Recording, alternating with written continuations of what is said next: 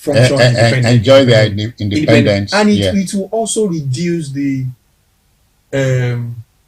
arrogance of governors. Because now, you cannot guarantee votes if you have not done anything for people to feel like, okay, we should reward you with our votes. Meanwhile, we know that only the governor and his deputy have immunity. The local council chairman don't have. So it pays the governor for the local councils to do well. And of course, I think it will balance out. If the governors cannot access the fund with the local governments, and the governor is hearing that local government chairman is misapproving, he is the one that would invite EFCC to come and deal with That's it. So even before the citizen of that local government, the governor would see to it that this man that is not giving me peace and a cut from his federal location, and he's been giving the money. He's been giving his own. So please, EFCC, can you do something about it? All right. To me, we must. A word they say is enough for the wise. And as I said, better days appear to be here. NLC, we must thank the NLC for drawing attention to this. NLC, please hold your breath, hold your break for the moment. Don't drop the sledgehammer just yet. We expect state governors to play ball, They don't have a choice. Okay. They don't have a choice. It's now the federal government that needs to. I think 9 months is enough time for the states to get their acts in order. Okay. All right then. So we are done. We want to thank you for watching. The big idea is that we give context to the development and clarity to it. We now know that if democracy is to work in our country, governors can say yes, and if they do so, a lot of attention will shift from the center at Abuja to the councils where that are closest to the people. So we thank you for watching, and I thank Tumiolowe for coming. Thank you. Yeah, we're out of here, and so on behalf of the Backroom Boys, thank you for watching. Bye bye now. Ladies and gentlemen, history is about to be made. A legacy of excellence, 5 decades of broadcasting brilliance, and 25 years of an iconic brand. Prince Biscon stands tall as a trailblazer in the media industry. Join us on Tuesday, May 13th, 2025 at the prestigious Muson Center, Onikon, Lagos, as we celebrate Prince Biscon 50 remarkable years in broadcasting and BOS at 25. An unforgettable event awaits, featuring an insightful lecture, a prestigious award presentation, and the grand unveiling of the Biscon Foundation, an initiative dedicated to impact and empowerment. Be part of this milestone moment as industry leaders, dignitaries, and well-wishers gather to honor a man whose voice has shaped generations. The time is 11 a.m. The place is Muson Center. The celebration is legendary. Prince Biscon at 50 in broadcasting and BOS at 25. Raising the bar, setting the pace, and inspiring the future. See you there.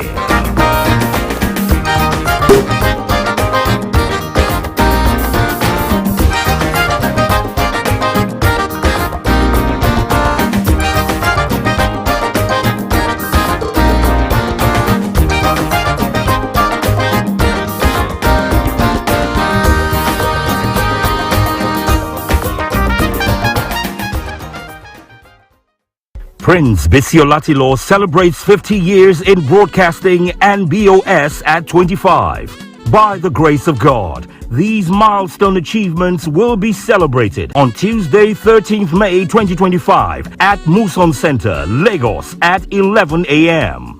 to help facilitate a smooth transition in terms of planning in all aspects for the success of the event. The following friends have been entrusted with this task. Mr. Donald Duke, former governor of Cross River State. Otumba Senator Benga Daniel, former governor of Ogun State. Senator Doye Diri, governor of Bayelsa State. Senator Hope Uzodimma, governor of Imo State. Senator Dr. Olorunimbe Mamora. Professor Toyin Ashiru, Otumba Bimbo Ashiru, Bimbo Oloyede, Teni Aofiebi, Olorogun Peter Igo MFR, Senator Osita Izunaso, Senator Dr. Folashade Grace Bent, Sheung Olagunju, Mr. Anthony Raymond Dokwesi Jr., Chairman Dar Communication PLC, Alhaji Usman Mohammed, Dr. Ruben Abati, Mr. Oritz Williki, Olori Chief Mrs. Nike Akonde, CON, Erelu Abiola Dosumu, Pastor Dotun Ojelabi, Olori Ladun Shijwade, Sonny Rabo, Bashorun Dele Momodu, Eugenia Abu, Cyril Stober, Michael F. Young, Barrister Shade Balogun, Otumba Deji Oshibogun, His Excellency Right Honorable Emeka Ihedioa, CON, Mr. Eze Anaba of Vanguard Newspapers, Mr. Gbenga Defaye of NIJ, Azuarinze, Yomi Badejo Kusonya, Rufai Ladipo, Senator Ben Murray Bruce, founder Silverbird Conglomerate, Prince Adelano Adeshida, former Vice Chairman of Island Club, Mr. Temitope Abere, President Lagos Lawn Tennis Club, Prince Rotimi Martins, Chairman of Island Club, Chief Adekunle Agbebi, SAN, Chairman Yoruba Tennis Club, Chief Kole Olateju, President of Association of Friends Club, Ambassador Toyin Lawal, Nigeria's former Deputy High Commissioner to the UK, Nata of Biscon TV fame, Ambassador Folake Marcus Bello, Nigeria's former ambassador to Zambia, Professor Egusa Osagi, DG NIIA, Mr. John Momo, OON, Chairman of Channels Media Group, Prince Nduka Obaigbena, founder of This Day Newspapers and Arise News, Mr. Bayo Awoshemo, Deputy MD of Arise News, Mrs. Ronke Ayuba of NTA fame, Honorable Abike Dabrierewa, Chairman of Nigerians in Diaspora Organization, Honorable Kafila Ogbara, Chairman of Women Affairs Committee of House of Representatives, Mrs. Moji Dokwesi, wife of Chief Raymond Dokwesi, founder of Dar Communications PLC, Modele Sharafa Yusuf, Nigeria's first female television sportscaster. This committee, made up of esteemed friends of Prince Bisi Olatilo, will be coordinated by Her Highness Olori Dr. Nike Akonde, CON, and His Excellency Mr. Donald Duke, former Governor of Cross River State. Remember, the date is Tuesday, 13th May 2025 at Muson Center, Lagos. Time is 11 a.m. Time is of the essence. Time to hit the ground running. May God bless you all.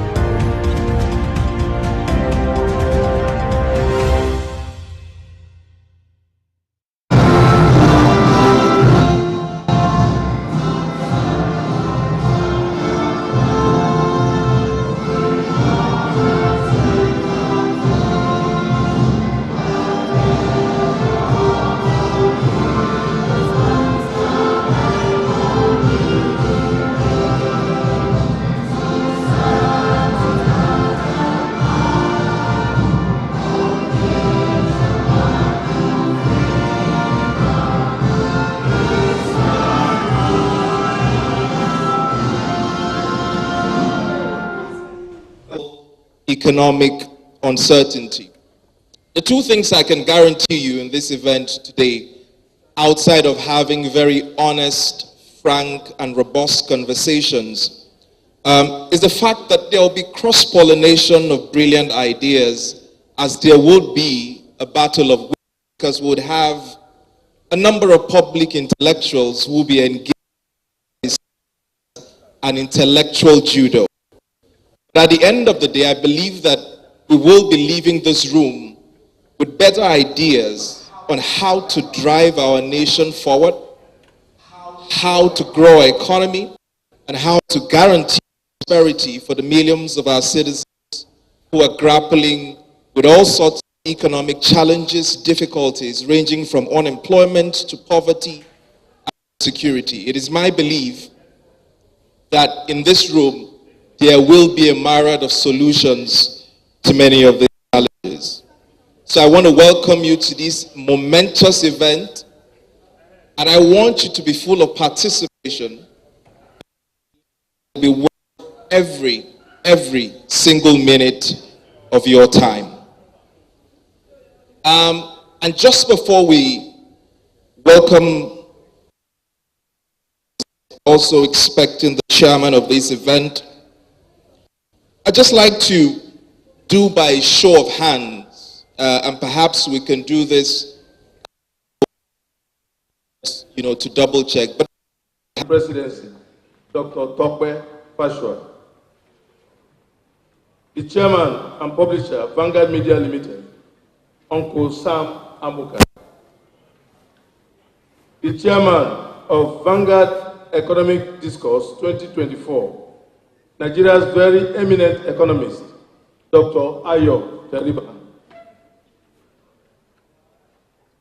the governor of Central Bank of Nigeria, Mr. Olayemi Kadoso, who is our keynote speaker, well represented here by the Director of Risk, Mr. Blaise Ijebo. Distinguished journalists, represented here by, let me recognize Madam Medin Ibru, Chairperson of Guardian Newspapers, Mr. Martin Oloja, distinguished senior journalist, at the 8th edition of Annual Vanguard Economic Discourse. The Vanguard Economic Discourse is the economic development thought leadership event hosted by Vanguard every year. Permit to point our attention to the purpose of the event was instituted. Limited runs on a tagline: towards a better life for the people. This does not only guide our editorial content, it is also the philosophy behind all we do, including this discussion series. You all agree with me that there is no better life for anyone without economic wellness. Therefore, our objective for the Vanguard Economic Discourse is to build economic agents. The theme of this year's discourse is reforms in the era of global economic uncertainties within Nigeria. It is predicated on the controversies over the immediate and short-term outcomes of key policy choices of both the federal government and the monetary authorities, caused significant pains to the citizenry, but which has also pointed to a medium and long-term hope of a strong economic development. The core task of this discourse, therefore, is to unpack the bunches of issues in the controversies and promote actionable perspective. To lead us in achieving this vision, we have assembled an array of eminent personalities with diverse professional and economic pedigree, representing critical segments. We are confident that out of their inspiring presentations and the rich contributions of all our special guests and participants, there will emerge innovative ideas on the most effective ways of bringing relief to Nigerians from the challenges confronting the nation's economy. The management and editorial leadership of Vanguard Limited warmly welcome you to the 8th edition of the annual at this discourse. Thank you very much. Actually, the speech I have to deliver is the one by which the Vice President declares the event open. So it's not particularly a very short address. I just needed to alert you. And so I'll be delving into the speech now, and then we'll see how it goes. I recognize the publisher, Uncle Sam. Ladies and gentlemen, it was my profound pleasure to have accepted to speak at this year's edition of the Vanguard Economic Discourse. However, due to the competing exigencies of office, I am unable to be present physically. Still, I convey my profound best wishes to the founder of the Vanguard newspaper, Uncle Sam Amuka Pemu, to the editor, and all the amazing people who work at the famed newspaper brand, which has been around for more than 4 decades. I say a big earthy congratulations on your achievement and for being vanguards towards the achievement of the national aspiration, of our national aspirations and a better world at large. The theme of today's event, Reforms in an Era of Global Uncertainties, speaks to the economic realities of every country in a world where there are no guarantees and where variables that determine economic success tend to morph at the speed of technology and innovation, changing with so much rapidity in uncharted patterns that even the most astute of systems will struggle to keep abreast. Ladies and gentlemen, permit me to take a historical view, because history not only tells us where we are coming from and where we are and why we are where we are today, but also where we must be heading now. In the year 2020, the world went through a never-before-seen global pandemic, occasioned by an unprecedented shutdown of all economies in the world. There was then a global economic recession, which nations are not only just clambering out of, and for most of them, very gingerly. Nigeria was no exception to that reality, and some of the decisions precipitated by COVID-19, such as the unprecedented resort to overdrawing of ways and means limit, are being resolved today with the commitment of our government never again to engage in such practices, even as we bravely walk down those overdrafts. It must be noted that the approach of the Bola Tinubu administration has been to take the ways and means situation head-on, setting very tight time limits towards resolving them, classifying the loans properly as part of national debt, and ensuring that any new debts are properly structured. It has been a Herculean task, given that almost every other country on earth, including highly developed nations, are still warehousing their own exposures created in that time in tiding over the period in their central banks and through other means. I urge you to think about this effort, given that we have taken a path of strict discipline, total transparency and accountability. Perhaps this, among other efforts, is responsible for the recent upgrades of our sovereign ratings by the world's best rating agencies. We are on a mission to somewhere greater. Perhaps I should also take a minute to discuss my perspective about what you have termed global economic uncertainties before looking specifically at our country, Nigeria. The global pandemic will still go down as the most significant event of our time when the history is written. I will urge that we'll deeply think about that occurrence and not confine its significance into the dustbin of history just yet, or shrug it off, so that we may not keep repeating the mistakes of the past. In that era, every country needed to take care of its own people. There was a lot of uncertainty about whether tomorrow will come at all, even as millions died across the globe. Nigeria was lucky to have contained the pandemic through valiant effort of our frontline officers, created in that time in tiding over the period in their central banks and through other means. I urge you to think about this effort, given that we have taken a path of strict discipline, total transparency and accountability. Perhaps this, among other efforts, is responsible for the recent upgrades of our sovereign ratings by the world's best rating agencies. We are on a mission to somewhere greater. Perhaps I should also take a minute to discuss my perspective about what you have termed global economic uncertainties before looking specifically at our country, and government, national and subnational. That said, uncertainty was clearly defined by many economic thinkers at that period as a key theme that may define the rest of this decade. Uncertainty. The concern about uncertainty in this era is ubiquitous. It encompasses uncertainty in the minds of consumers, households, company executives, and political leaders alike. This decade started on that note. The concept of VUCA, volatility, uncertainty, complexity, and ambiguity, became received wisdom for all.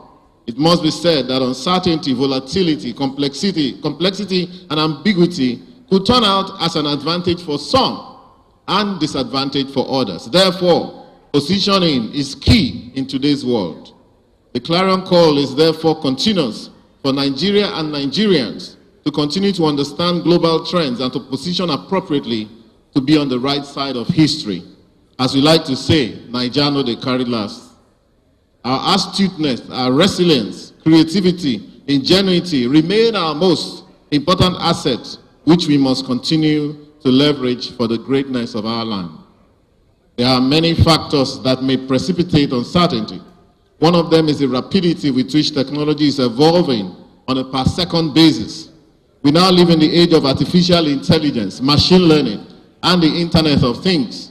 Innovation has now developed wings on its own, leaving human beings guessing where the next novelty will come from and what type of impact it will have on humans. We are in the age of technological unemployment, which Maynard Keynes in his time tried to broach. But we must notice that as technology renders millions jobless around the world, in what Yuval Noah Harari once described as the rise of the useless class, millions of new jobs are also being created still for those who have tooled themselves ready for tectonic changes happening around the world. And I know a number of our youths understand what I'm saying. Many of them are working remotely for companies all around the world now. They're not telling some of us who are older people.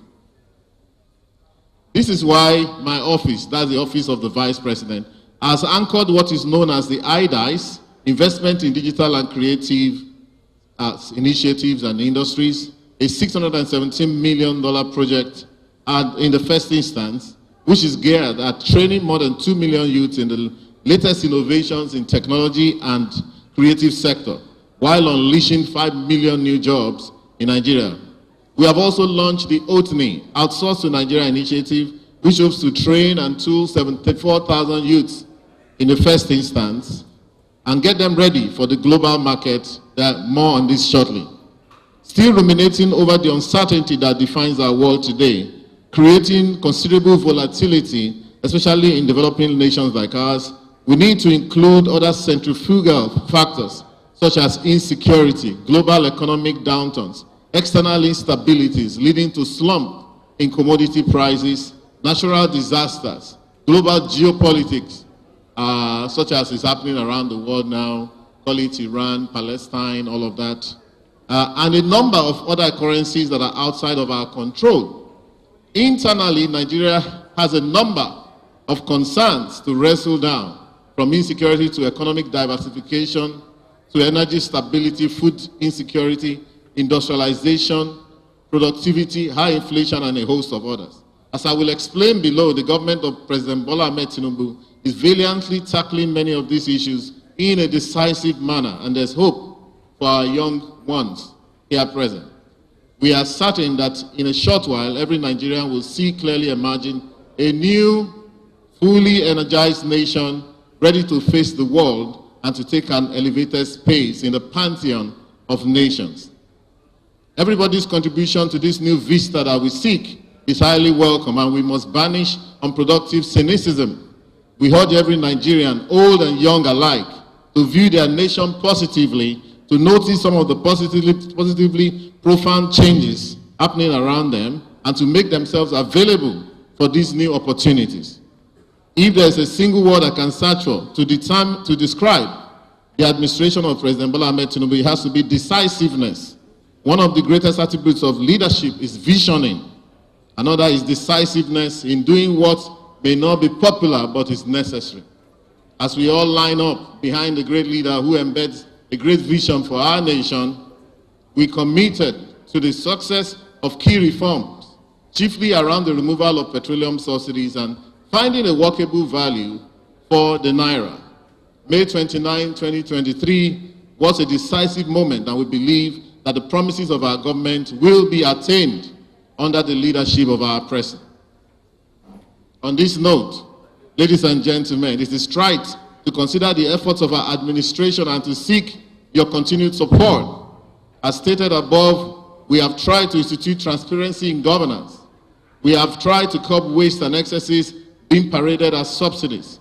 And we have embarked on reforms that will eventually stabilize our exchange rate so that investors, businesses, and households may be able to plan forward with a level of improved certainty. These are basic reforms that are necessary to propel us forward. But on the flip side, we have also instituted as many as 100 new policies impacting Nigerians in all ways of life. Firstly, we have created at least 5 new ministries: gas, housing, tourism, creative economy, and blue economy, to help capture the productivity of our human capital in some erstwhile neglected sectors. These new ministries' efforts are geared at adding considerably to the growth of our gross domestic product, GDP.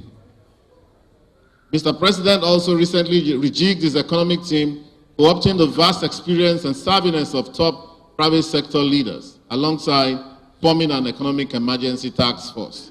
Ladies and gentlemen, in terms of projects and programs, I want to draw your attention to a few of them. We have launched and put in place a 200 billion naira business intervention fund for our nano, micro, small and medium companies, enterprises. We have 39 million of them, and they constitute about 11% of the global population of MSMEs. Nigeria alone contributes 11% of the global population of MSMEs. This underlines the Nigerian spirit. Mr. President keeps reminding us that our first name is Can Do and our surname is Spirit. In the housing sector, we have since commenced the building of a targeted 250,000 housing units in what we call the renewed hope cities. And a lot of that is coming